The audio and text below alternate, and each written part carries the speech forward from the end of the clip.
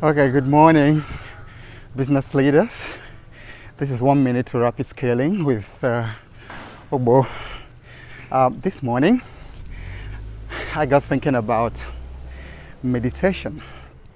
Literally, most successful CEOs in the world today credit their success to this very important discipline of meditation. And indeed, it's interesting because thousands of years ago, probably the best known Jewish commander, Joshua, was commanded and told that the secret to his success is meditation, meditating on the word. Now, the principle is the same.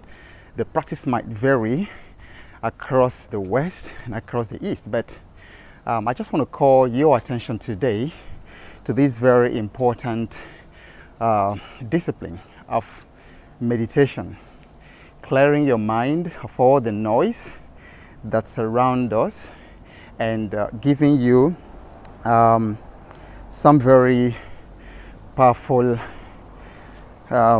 mental environment to take important decisions to scale your business. And I'm going to be talking to you sometime very soon again. You have a good day.